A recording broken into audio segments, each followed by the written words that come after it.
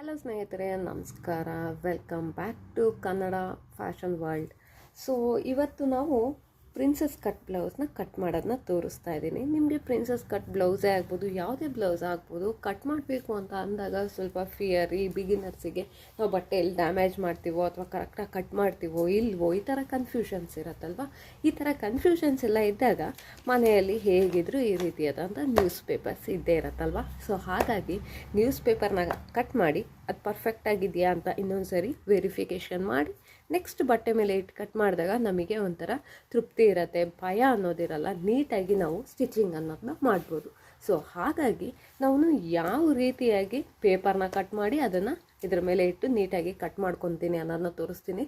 ಅಲ್ಲದೆ ಈಗ ನಾವು ಈ ಥರ ಪೇಪರ್ನ ಕಟ್ ಮಾಡೋದು ವೇಸ್ಟ್ ಏನಾಗಲ್ಲ. ನಿಮ್ಗೆ ಯಾವಾಗಾದರೂ ಎಮರ್ಜೆನ್ಸಿ ಇರ್ಬೋದು ಅಥವಾ ಯಾವುದೇ ಅರ್ಜೆನ್ಸಿ ಅಂತ ಅಂದಾಗ ಇಮಿಡಿಯೇಟ್ ಇದೇ ಪೇಪರ್ ಪ್ಯಾಟ್ರನ್ನ ಇಟ್ಬಿಟ್ಟು ನೀಟಾಗಿ ಕಟ್ ಮಾಡ್ಕೋಬೋದು.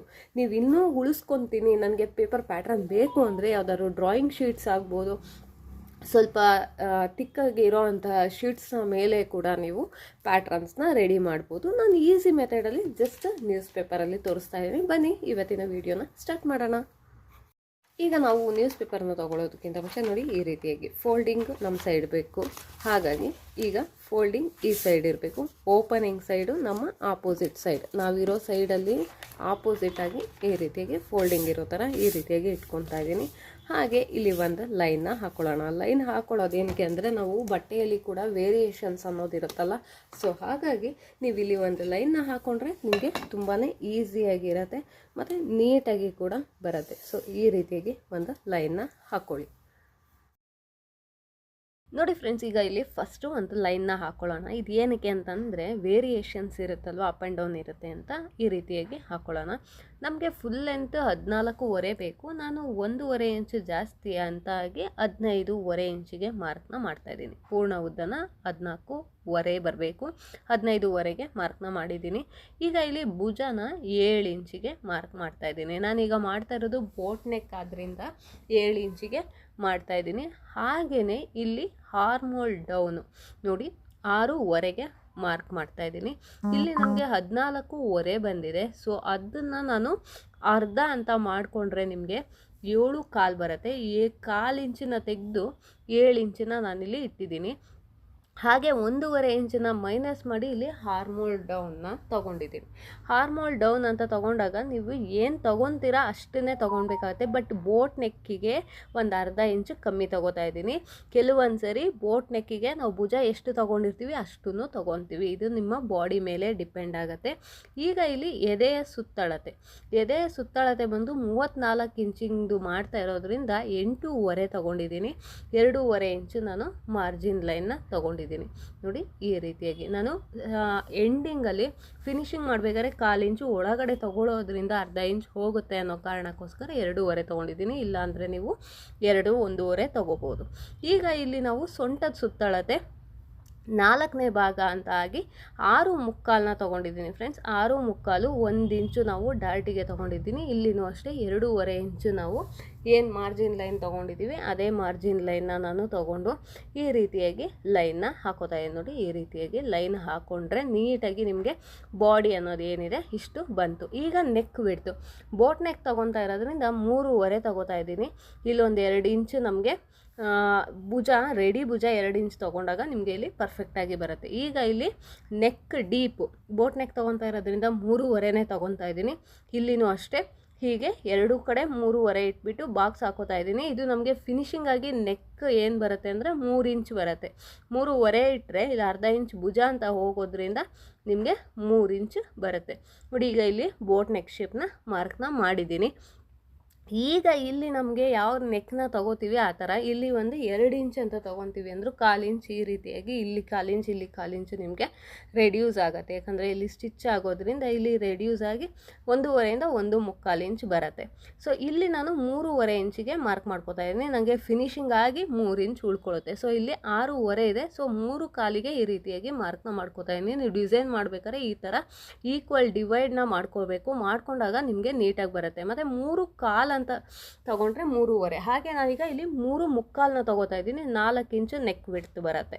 ಸೊ 3.5 ತೊಗೊಂಡ್ರೆ 3.25, ಈ ರೀತಿ 1/4 ಇಂಚು ಜಾಸ್ತಿ ಆಗುತ್ತೆ ನೋಡಿ. ಈ ರೀತಿಯಾಗಿ ಶೇಪ್ನ ತೊಗೋತಾ ಇದ್ದೀನಿ.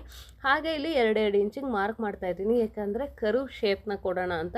ಕರ್ವ್ ಶೇಪಿಗೆ ಒಂದು ಈಕ್ವಲ್ ಡಿಸ್ಟೆನ್ಸ್ ಅಂತ ಮಾಡಿಕೊಂಡ್ರೆ ನಿಮಗೆ ನೀಟಾಗಿ ಬರುತ್ತೆ. ಹಾಗೆ ಒಂದು 1/4 ಇಂಚಿಗೆ ಮಾರ್ಕ್ನ ಮಾಡ್ಕೊಂಡಿದ್ದೀನಿ ನೋಡಿ. ಈ ರೀತಿಯಾಗಿ ಲೈಟಾಗಿ ಈ ರೀತಿಯಾಗಿ ಮಾಡ್ಕೊಂಡ್ಮೇಲೆ ಅದ್ರ ಮೇಲೆ ನಾವು ಮಾರ್ಕರಲ್ಲಿ ಮಾಡಿಕೊಂಡಾಗ ನೀಟಾಗಿ ಬರುತ್ತೆ. ಯಾಕಂದರೆ ಕೆಲವೊಂದು ಸರಿ ಶೇಪ್ ಕರೆಕ್ಟಾಗಿ ಬರಲಿಲ್ಲ ಅಂತ ಅದನ್ನ ಹೊಡೆಯೋದು ಮಾಡಿದಾಗ ಅಷ್ಟು ನೀಟಾಗಿ ಬರಲ್ಲ. ಸೊ ಹಾಗಾಗಿ ಈ ರೀತಿಯಾಗಿ ಮಾಡಿದಾಗ ನಿಮಗೆ ನೀಟಾಗಿ ಶೇಪ್ ಅನ್ನೋದು ಬರುತ್ತೆ.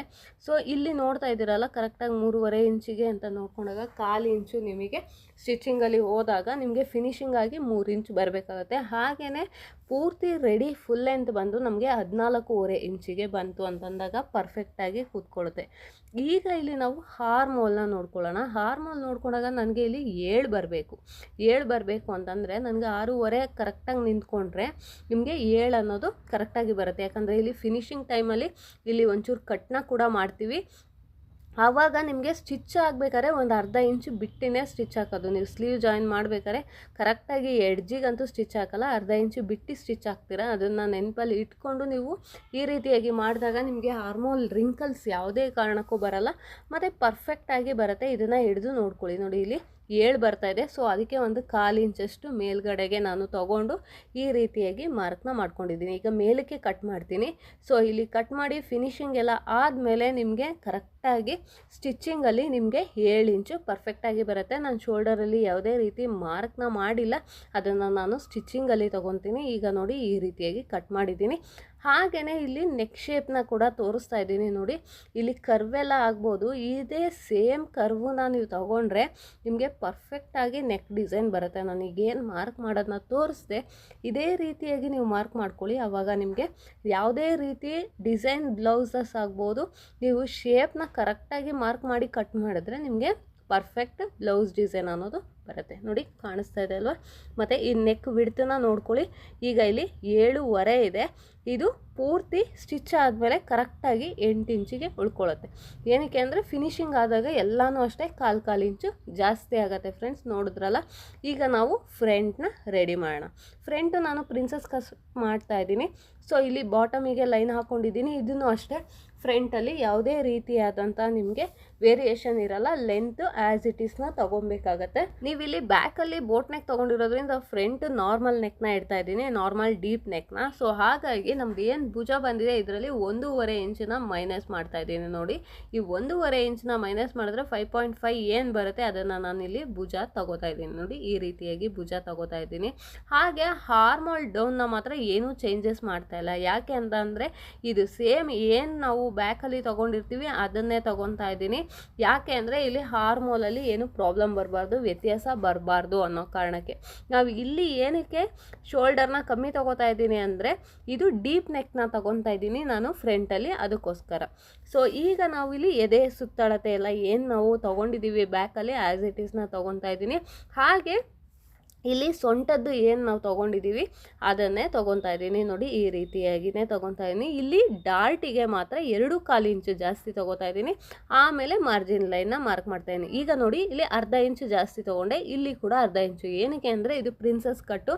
ಇಲ್ಲಿ ನಾವು ಕಟ್ ಮಾಡಿ ಸ್ಟಿಚ್ ಮಾಡೋದ್ರಿಂದ ಅರ್ಧ ಇಂಚ್ ಹೋಗುತ್ತೆ. ಸೊ ಆ ಅರ್ಧ ಇಂಚನ್ನ ನಾನಿಲ್ಲಿ ಎಕ್ಸ್ಟ್ರಾ ತೊಗೋತಾ ಇದ್ದೀನಿ. ಹಾಗೆಯೇ ಡಾರ್ಟಿಗೆ ಮಾತ್ರ 2.25 ಇಂಚನ್ನ ನಾನು ಜಾಸ್ತಿ ತೊಗೋತಾ ಇದ್ದೀನಿ. ಇದು ಒಂದೇ ಚೇಂಜಸ್ ಅನ್ನೋದು ಬರೋದು ಇಲ್ಲಿ ಫ್ರಂಟಲ್ಲಿ ನಾವು ಡಾರ್ಟ್ ಮಾರ್ಕ್ ಮಾಡ್ಕೊತೀವಲ್ಲ ಆವಾಗ.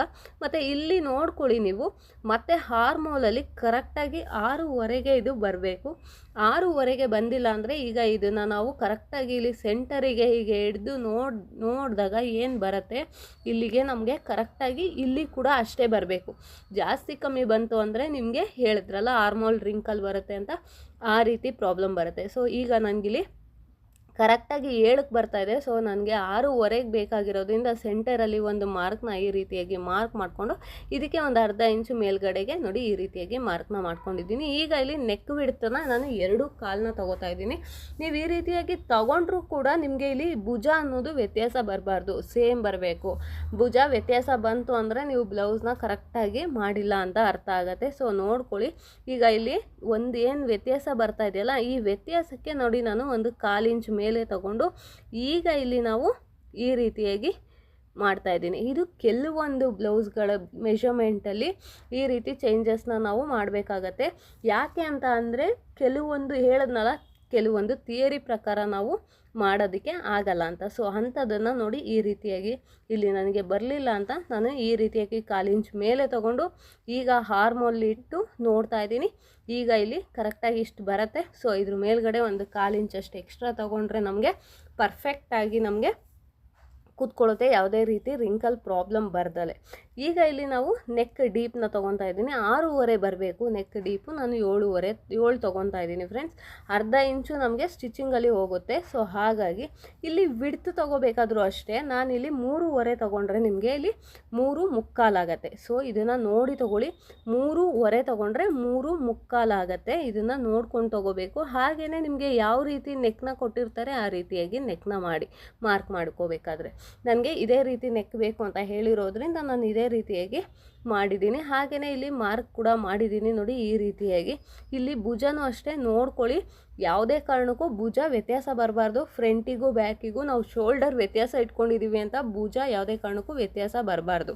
ಈ ರೀತಿಯಾಗಿ ನೋಡಿಕೊಂಡು ನೀಟಾಗಿ ನೀವು ಕಟಿಂಗ್ ಅನ್ನೋದನ್ನ ಮಾಡ್ಕೊಳ್ಳಿ. ವಿಡಿಯೋ ನೋಡ್ಬೇಕಾದ್ರೆ ಎಲ್ಲೂ ಸ್ಕಿಪ್ ಮಾಡದೆ ಆದಷ್ಟು ಸಬ್ಸ್ಕ್ರೈಬ್ ಮಾಡಿಕೊಂಡೆ ವಿಡಿಯೋ ನೋಡಿ ಫ್ರೆಂಡ್ಸ್. ಈ ವಿಡಿಯೋ ಇಷ್ಟ ಆದರೆ ಲೈಕ್ ಮಾಡೋದನ್ನ ಮರಿಬೇಡಿ. ಸಬ್ಸ್ಕ್ರೈಬ್ ಮಾಡ್ಕೊಳ್ದೆ ವಿಡಿಯೋ ನೋಡ್ತಿದ್ದೀರಾ ಅಂತಂದರೆ ಸಬ್ಸ್ಕ್ರೈಬ್ ಮಾಡಿಕೊಂಡೆ ವಿಡಿಯೋ ನೋಡಿ. ಮತ್ತು ಈ ರೀತಿಯಾಗಿ ಕಟ್ ಮಾಡಿ ಆದಮೇಲೆ ಈಗ ನಾನು ತೋರಿಸ್ತಾ ಇದ್ದೀನಿ ನೋಡಿ ಡಾರ್ಟಿಂದು. ಇಲ್ಲಿಂದ 1 ಇಂಚ್ ಮಾರ್ಕ್ ಮಾಡ್ಕೊಳ್ಳಿ. ಹಾಗೆಯೇ ನಾನು ನಿಮಗೆ ಏನು ಬ್ರೆಸ್ಟ್ ಪಾಯಿಂಟ್ ಹೇಳಿದೆ ಅದು 3.5ಗೆ ಬರಬೇಕು, ಅಂದರೆ 7 ಇಂಚು ವಿಡ್ತಲ್ಲಿ ಬರುತ್ತೆ. ಸೊ 3.5ಗೆ ಇಲ್ಲಿ ನಾನು ಮಾರ್ಕ್ ಮಾಡ್ಕೊಂಡಿದ್ದೀನಿ. ಹಾಗೆಯೇ ಲೆಂತ್ ಬಂದು ನನಗೆ 10.5 ಅಂತ ಬರಬೇಕು. 11ಗೆ ನಾನು ಮಾರ್ಕ್ನ ಮಾಡ್ಕೊಂಡಿದ್ದೀನಿ. ಮಾರ್ಕ್ ಮಾಡಿ ಆದಮೇಲೆ ನೋಡಿ ಈ ರೀತಿಯಾಗಿ ಲೈನ್ನ ಹಾಕ್ಕೊಳ್ಳಿ. ಲೈನ್ ಹಾಕಾದ್ಮೇಲೆ ನೋಡಿ ಈ ಥರ 1/4 ಇಂಚು ಒಂದು ಬಿಟ್ಟಷ್ಟು ಸ್ವಲ್ಪ ಒಳಗಡೆಗೆ ತೊಗೊಂಡು ಈ ರೀತಿಯಾಗಿ ಮಾರ್ಕ್ ಮಾಡಿ ಇಲ್ಲಿಂದ ಇಲ್ಲಿಗೆ 2 ಇಂಚ್ ಮಾರ್ಕ್ ಮಾಡ್ಕೊಳ್ಳಿ ಎರಡೂ ಸೈಡು. ಈಗ ಇಲ್ಲಿ ನೋಡಿ ಈ ವಿಡ್ತನ್ನ ನೀಟಾಗಿ ನೋಡಿಕೊಂಡು ಈಗ ಇಲ್ಲಿ ಒಂದು ಲೈನ್ನ ಹಾಕ್ಕೊಂಡು ಈಗ ಇಲ್ಲಿ ಪ್ರಿನ್ಸಸ್ ಕಟ್ ಶೇಪ್ನ ಕೊಡ್ತಾ ಹೋಗಬೇಕು. ಈ ಪ್ರಿನ್ಸಸ್ ಕಟ್ ಶೇಪ್ನ ಕೊಡ್ಬೇಕಾದ್ರೆ ನೋಡಿ ಈ ಥರ ಡಾಟೆಡಲ್ಲಿ ಕೊಡಿ, ಅವಾಗ ನಿಮಗೆ ಪರ್ಫೆಕ್ಟಾಗಿ ಬರುತ್ತೆ. ಮತ್ತು ಶೇಪ್ ಅಷ್ಟೇ ನೋಡಿ ಈ ರೀತಿಯಾಗಿ ಬಂದಾಗ ನಿಮಗೆ ಕಫ್ ಅನ್ನೋದು ತುಂಬ ಚೆನ್ನಾಗಿ ಕೂತ್ಕೊಳ್ಳುತ್ತೆ. ಇಲ್ಲ ಅಂದಾಗ ನಿಮಗೆ ಕಫ್ ಅನ್ನೋದು ಕೂತ್ಕೊಳ್ಳಲ್ಲ. ಸೊ ನೋಡ್ಕೊಳ್ಳಿ ಮತ್ತು ಈ ಪಾಯಿಂಟ್ನ ನೀಟಾಗಿ ಮಾರ್ಕ್ ಮಾಡಿ. ಹಾಗೆಯೇ ಇಲ್ಲಿ ಏನು ಕಟ್ ಮಾಡಿದ್ದೀನಿ ಇದೇ ರೀತಿ ಶೇಪ್ ಬರೋ ಥರ ನೋಡ್ಕೊಳ್ಳಿ. ಇಲ್ಲಿನೂ ಅಷ್ಟೇ 1/4 ಇಂಚಷ್ಟು ಈ ರೀತಿಯಾಗಿ ಬರಬೇಕು. ಹಾಗೆ ಹಾರ್ಮೋಲ್ನ ನೀಟಾಗಿ ನೋಡ್ಕೊಳ್ಳಿ. ನೀವು ಯಾವಾಗಲೂ ಹೇಳ್ತಾ ಇರ್ತೀರಲ್ಲ ಹಾರ್ಮೋಲ್ ರಿಂಕಲ್ ಬರುತ್ತೆ, ವ್ಯತ್ಯಾಸ ಬರುತ್ತೆ ಅಂತ. ಹಾಗೆ ವ್ಯತ್ಯಾಸ ಬರಬಾರ್ದು ಅನ್ನೋ ಕಾರಣಕ್ಕೆ ಈ ರೀತಿಯಾಗಿ ನೋಡ್ಕೊಳ್ಳಿ. ಮತ್ತು ಶೋಲ್ಡರಲ್ಲೂ ಅಷ್ಟೇ ನೋಡ್ಕೊಳ್ಳಿ ಕರೆಕ್ಟಾಗಿ ಬಂದಿದೆಯಾ ಶೋಲ್ಡರ್ ಅನ್ನೋದು. ಫ್ರಂಟು ಬ್ಯಾಕು ಎರಡರದ್ದು ಶೋಲ್ಡರು ಒಂದೇ ಸಮ ಬರಬೇಕು. ಮತ್ತು ಇಲ್ಲಿನೂ ಅಷ್ಟೇ ನೀವು ಕಟ್ ಮಾಡಿ ಸ್ಟಿಚ್ ಮಾಡಿದಾಗ ಅರ್ಧ ಇಂಚು ಹೋಗುತ್ತೆ. ಸೊ ಹಾಗಾಗಿ ಅಲ್ಲಿಗೆ ರಿಡಕ್ಷನ್ ಆದಾಗ ನಿಮಗೆ ಪರ್ಫೆಕ್ಟಾಗಿ ಹಾರ್ಮೋಲು ಅನ್ನೋದು ಕೂತ್ಕೊಳ್ಳುತ್ತೆ. ಸೊ ಈಗ ನೀವು ಪೇಪರ್ ಕಟ್ ಮಾಡಿ ಆಗಿದೆ, ಇದನ್ನೇ ನಾವು ಇದ್ರ ಬಟ್ಟೆ ಮೇಲೆ ಇಟ್ಬಿಟ್ಟು ಈ ರೀತಿಯಾಗಿ ಮಾರ್ಕ್ನ ಮಾಡಿಕೊಂಡು ನೀಟಾಗಿ ನಾವು ಕಟಿಂಗ್ ಮಾಡಿಕೊಂಡ್ರೆ ನಿಮಗೆ ಪರ್ಫೆಕ್ಟಾಗಿ ಬರುತ್ತೆ. ಕಟಿಂಗ್ ಮತ್ತು ಸ್ಟಿಚಿಂಗ್ ತೋರಿಸ್ತೀನಿ ಫ್ರೆಂಡ್ಸ್. ಇವತ್ತು ಕಟಿಂಗ್ ತೋರಿಸಿದ್ರೆ ನೆಕ್ಸ್ಟ್ ವೀಡಿಯೋದಲ್ಲಿ ನಾನು ನಿಮಗೆ ಸ್ಟಿಚಿಂಗ್ ಅನ್ನೋದನ್ನ ತೋರಿಸ್ತೀನಿ. ಆವಾಗ ನಿಮಗೆ ಸ್ಟಿಚ್ ಆಗಿರೋ ಬ್ಲೌಸ್ ಕೂಡ ಯಾವ ರೀತಿ ಬಂದಿದೆ, ಪರ್ಫೆಕ್ಟಾಗಿ ಬಂದಿದೆಯಾ ಇಲ್ವಾ ಅನ್ನೋದು ಕೂಡ ಗೊತ್ತಾಗುತ್ತೆ. ಇದನ್ನ ಏನಕ್ಕೆ ಮಾರ್ಕ್ ಮಾಡಿ ತೋರಿಸ್ತಾ ಇದ್ದೀನಿ ಅಂದರೆ ನೀವು ಆ್ಯಸ್ ಇಟ್ ಈಸ್ ಬಟ್ಟೆ ಮೇಲೆ ಕೂಡ ಈ ರೀತಿಯಾಗಿ ಮಾರ್ಕ್ನ ಮಾಡ್ಕೋಬೋದು. ಇಲ್ಲ ನಮ್ಗೆ ಕರೆಕ್ಟಾಗಿ ಬಂದಿದೆ ಅಂತ ಆಯಿತು ಅಂದರೆ ಪೇಪರ್ನೇ ನೀವು ಗುಂಪಿನಿಂದ ಲಾಕ್ನ ಮಾಡಿ ಬೇಕಾದರೂ ಕಟ್ ಮಾಡ್ಬೋದು. ನಾನು ಇಲ್ಲಿ ಮೆಷರ್ ಮಾಡಿ ಕೂಡ ತೋರಿಸ್ತಾ ಇದ್ದೀನಿ ನೋಡಿ, ಪರ್ಫೆಕ್ಟಾಗಿ ಬರುತ್ತೆ. ಈಗ ನಾವು ಇಲ್ಲಿ ನಾನು ಇಲ್ಲೂ ಕೂಡ ಅಷ್ಟೇ ಅಪ್ ಆ್ಯಂಡ್ ಡೌನ್ ಇರುತ್ತೆ ಅಂತ ನೋಡಿ ಸೈಡಲ್ಲಿ ಈ ರೀತಿಯಾಗಿ ಕಟ್ನ ಮಾಡ್ಕೊತಾ ಇದ್ದೀನಿ. ಹಾಗೆಯೇ ನೀಟಾಗಿ ನಾವು ಏನು ಮಾರ್ಕ್ ಮಾಡ್ಕೊಂಡಿದ್ದೀವಿ ಇದು ಕಟಿಂಗ್ ಮಾಡ್ಕೊಂಡಾದ್ಮೇಲೆ ನೀಟಾಗಿ ನೋಡ್ಕೊಳ್ಳಿ. ಹಾಗೆ ಫ್ರಂಟು ಕೂಡ ಅಷ್ಟೇ ಇದೇ ರೀತಿಯಾಗಿ ಕಟ್ ಮಾಡ್ಕೋಬೇಕು. ಮತ್ತು ಫ್ರಂಟಿಗೆ ನಾನು ಗುಂಪಿನ ಹಾಕಿ ಕಟ್ ಮಾಡ್ತಾ ಇರೋದು ಏನಕ್ಕೆ ಅಂದರೆ ನಾವು ಪ್ರಿನ್ಸಸ್ ಕಟ್ನ ಕಟ್ ಮಾಡಿಲ್ಲಲ್ಲ ಫ್ರೆಂಡ್ಸ್. ನೋಡಿ ಈ ರೀತಿಯಾಗಿ ಕಟ್ ಮಾಡ್ಕೋಬೇಕು ಅಂತ ಅಂದಾಗ ನೋಡಿ ಶೇಪ್ನ ಪರ್ಫೆಕ್ಟಾಗಿ ಬರೋ ರೀತಿಯಲ್ಲಿ ಕಟ್ ಮಾಡಿ.